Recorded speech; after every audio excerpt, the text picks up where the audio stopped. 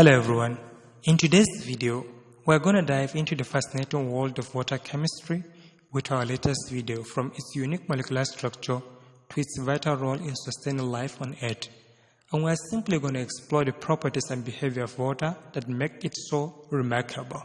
Join us on the journey today through hydrogen bonding, polarity and universal solvent capabilities of water as we unravel the mysteries behind indispensable molecule.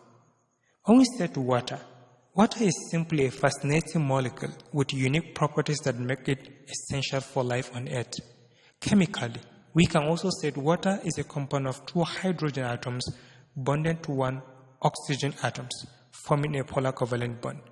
When we say a polar covalent bond, this is simply a core when two atoms share electrons, but one atom attracts the shared electrons more strongly than other due to the electronegative.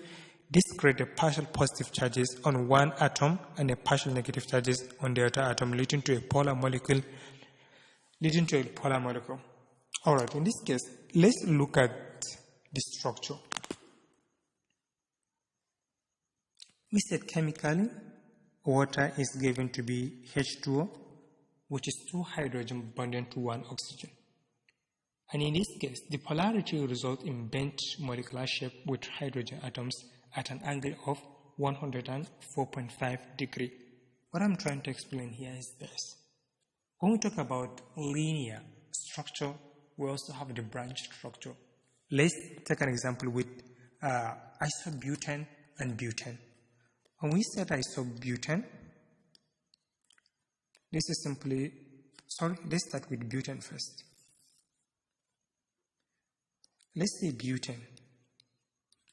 Butane, which is alkane group, this is simply going to be C4 with H6. So the linear structure is simply going to be carbon bonded to carbon, another carbon bonded to carbon, saturated with 10 hydrogen. This is going to be 10. In this case, this is going to be 4 multiplied by 2, which is from the opposite side, is simply going to be 8. 8 plus 2, this is simply going to be 10. Every carbon here is going to contain hydrogen. So this is the linear structure. What about the branch chain? So in this case, we are simply going to have the same C4H10, one carbon bonded to another carbon bonded to another carbon up to 3 times. The last one can either be here. We can set another carbon. But they are still going to maintain the same number of hydrogen. So this is not what we're going to focus on to this problem, because in this case we are mainly going to focus on water. And here we said the polarity results in bent molecular. We're going to look at the bent molecular structure or shape. And we said at an angle of 104.5. How can we solve this problem? So let's take an example. Let's say this is our x and y plane. Here we have our x and y plane. On our x and y plane, if this is positive x, this is simply going to be negative x. And if this is positive y, the opposite here is going to be negative y. And let's assume here we have our oxygen donated with y. Let's say this is oxygen. And here we have our hydrogen. In the case of water molecules, this is how the structure looks like. We have one oxygen bonded to 2 hydrogen. Here we have 2 hydrogen, and here we have partially electropositive, and here is partially electronegative, which is the oxygen. And this angle is 104.5 degrees Celsius, which sometimes is equivalent to 105. So, what do we have next here? If this is the structure, it can also be written the other way around. But in this case, we are trying to focus on why do they say the polarity result in bent molecular shape with hydrogen atoms at this angle? How can we solve this problem? Let's assume, since we have hydrogen, both hydrogen are in positive. and oxygen is in negative. Therefore, both left and right side is going to be in positive. Well, let's assume the oxygen, if this is negative, this is positive, let's try to give this one to be positive, and we make the upper one to be negative. Let's make it negative. At this point, let's say here we have 10, 20, 30. Sorry, before then, we knew that this is 0 degrees, this is 0 degree, and this is what, 360 degree. At this point, we're going to have 90 degree, 90 multiplied by 2, this is simply going to be 180. Therefore, the half angle is what, 180. And what we need to show everything concerning the water molecules here is what? Is 104.5, which is equivalent to 105. If this is oxygen, this is hydrogen, this is hydrogen, this is what? Positive, slightly electron positive. At this point, we can simply say 104. Let's do the calculation here. The calculation is not really necessary, but I just need us to understand the base. If this is 104.5 multiplied by, or let's say it's equivalent to 105. If the complete half angle is 180, okay, let's put it this way and say, okay, what if I subtract 180 minus 105? This is simply going to be 75. In this case, here we have what? First quadrant and second quadrant. 75 divided by 2.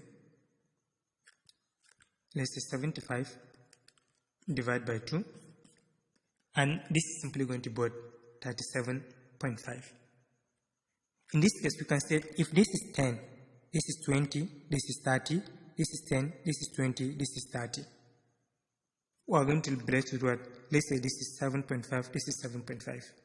At this point, we can, okay, our hydrogen here is simply going to move up here. It's going to shift, and our hydrogen here is simply going to shift this side. In this case, let's say this is hydrogen. It's going to shift what? To this point. It's going to shift to this point. And let's call this angle to be what? 37.5, 37.5. What if we say 37.5 multiplied by 2? This is simply going to be what? 75. If this is 75, okay, let's say 180, which is the complete half angle, minus 75, and this is simply what? 105, and this is it. In this case, hydrogen is simply going to move to this point, and it's going to the other one is going to move to this point. Remember, is what? Slightly positive, and what? Slightly positive. At this point, let's see hydrogen arrives here. Let's say hydrogen, and here, let's say also hydrogen. Remember, this is oxygen. Because oxygen is negative, hydrogen and hydrogen is what? Is positive. They are simply going to repel from each other. They are going to attract with what? Oxygen, which is what? Slightly negative. We can conclude and say the bent shape of water molecule is due to the presence of two ion pairs of electrons. Let's take an example with, let's say, oxygen and hydrogen. In oxygen, we know that oxygen has what? 8 numbers of protons and 8 numbers of neutrons. On the first shell here, we have what? We have 2 electrons. On the second shell, we are simply going to have 8 numbers of electrons, which are the valence electrons. When we said valence electrons, this simply means the electrons which are in the what? Outermost layer, which is what? 1, 2, 3, 4, 5, 6. In the case of hydrogen, if this is hydrogen, we are simply going to have just 1. So, in this case, when we say polarity, Due to the unequal sharing of electrons between oxygen and hydrogen, water molecules have a slightly negative charges near the oxygen atoms and slightly positive charges near the hydrogen atoms as we drawn here. So, and when we say hydrogen bonding, the polarity of water allows it to form hydrogen bond between adjacent water molecule. When we say adjacent molecule, water molecule, let's take an example here, and let's say we have one hydrogen, right? Sorry, let's say we have hydrogen, another hydrogen here, and we have oxygen. In this case, let's say we have we have adjacent water molecule here that also have what? 2 hydrogen. We're simply going to connect this point. Since this is electronegative, this is what? This is positive, negative also. This negative is simply going to attract toward the positive because this is also electropositive. The same thing if we have another water here, let's say we have one oxygen connected with 2 hydrogen atoms. In this case, if this is negative, this is simply going to be electropositive, also electropositive. And this is the bonding. So this is what we call hydrogen bonding. What about the specific heat capacity? Water has a high specific heat capacity, meaning it can absorb and return a large amount of heat without a significant change in temperature.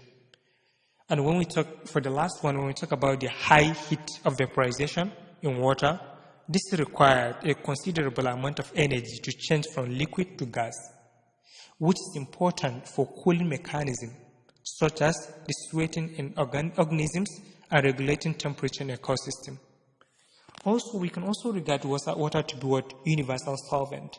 Water is often referred to as a universal solvent because of the ability to dissolve a wide range of substances, including polar and ionic. So, what are we left with here to explain? Let's take a quick revision. The reason why they describe water, that is, they say this polarity results in bending. If we have 2 atoms of hydrogen, and we say this hydrogen is in what? Is in positive. This also is in positive. These are simply going to repel from each other.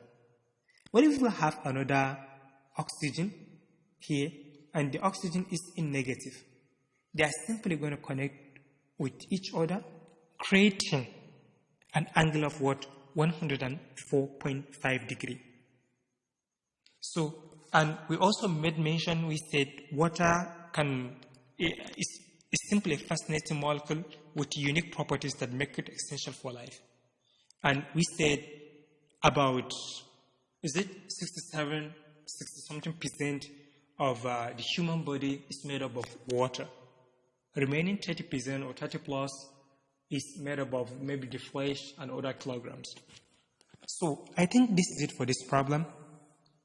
Feel free to check my other videos which I discuss on water. Thank you for watching.